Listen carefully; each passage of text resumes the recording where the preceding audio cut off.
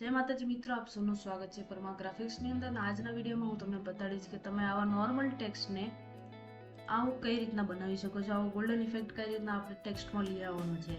Video શરૂ કરવા પહેલાં હું તમને બતાડી દઉં કે આજનો કોઈ વિડીયો PHD ફાઇલ ઉપર નથી, આજનો વિડીયો AI ઉપર છે. આપણે કઈ રીતના ચેટ જીપીટી અને જેમિનાઈનો યુઝ કરીને આવો ગોલ્ડન ઇફેક્ટ આપણે ટેક્સ્ટ ઉપર લગાડી શકીએ છીએ એના ઉપર છે.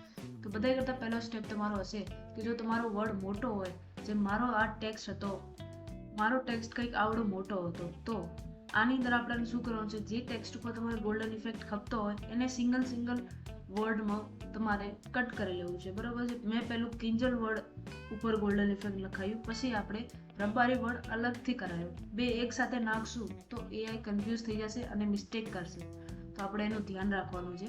આપણે બે વર્ડને અલગ અલગ કરીને AI ની અંદર નાખવાના છે. ચેટ જીપીટીમાં ફ્રીમાં તમારે 7 ફોટોસ બનાવવાનું ઓપ્શન મળે છે, તો દિવસના 7 ફોટો તમે આવી રીતના બનાવી શકો છો. તમારી પાસે ઘણા બધા જીમેલ આઈડી હોય તો એના ઉપર તમે યુઝ કરી શકો છો.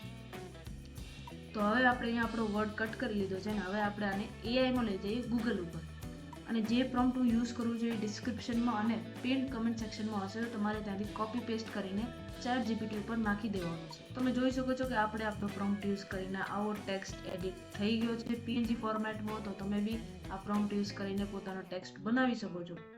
તો હવે હું તમને બીજો હજી એક ટેક્સ્ટ એડિટ કરીને બતાડું પ્રોમ્પ્ટથી.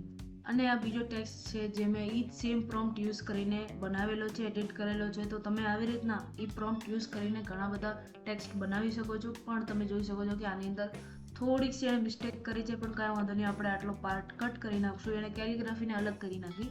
તો ગુજરાતી ટેક્સ્ટમાં આ જ પ્રોબ્લેમ આવે ચેટ જીપીટીમાં. જો તમારી પાસે પેડ વર્ઝન હોય તો વાંધો નથી, તમારે ખાલી પ્રોમ્પ્ટ એડ નાખી દેવાનો છે, તો એનાથી તમારું બની જશે. અને આ પ્રોમ્પ્ટ જેમિનાઈમાં બી યુઝ થાય છે. તો આજનો વિડીયો અહીંયા જ પૂરો કરીએ. ફરી પાછા મળશું નવા વિડીયો નવા ડિઝાઇન સાથે. ત્યાં સુધી જય માતાજી.